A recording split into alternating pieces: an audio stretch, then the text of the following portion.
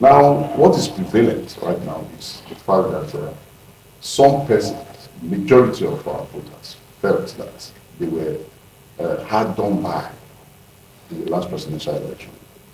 So what they say actually is, oh, when you go out there to do it, the result will come out in the way that is perfect. So what we have been telling them is, yes, in some places across the country that happens. But look at it now. The choices of the people still counted in the last dispensation, even though in some places people still felt that the margin was not what they expected. But so we go out there to tell people, you need to go out to vote. This is the first time I'm seeing that the Edo voter is drawing back. But we have done a lot to convince them, because you really need to bring it to their table, irrespective of the level of awareness we feel that Edo has. There are still people out there who you need to really enlighten.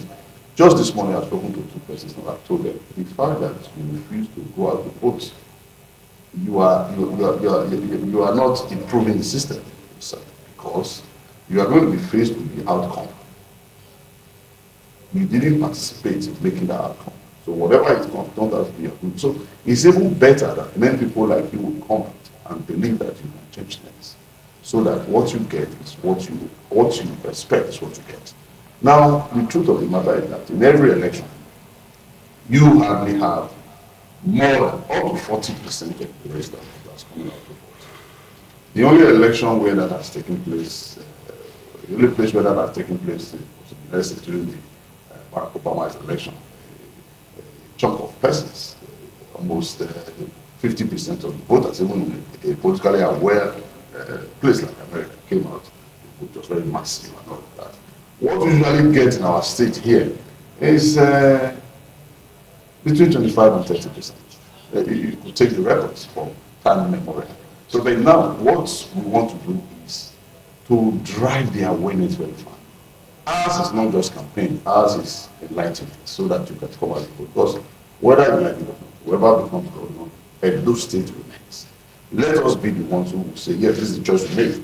And whatever is coming out of that choice, we say, yes, we are part of all of this. But do not sit at home and come out to say next time that, they made the choice and they didn't make it well. Come out with it. Over time. It is because of the level of education that we have had. You look at Edo State, there are institutions everywhere.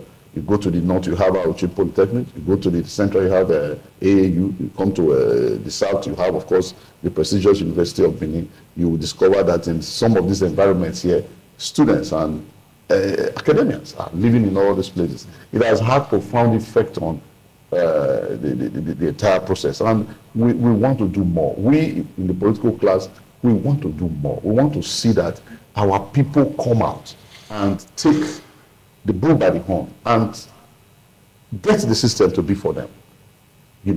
That is what happened during the 2020 election in Edo State. People came out and said, this is our election.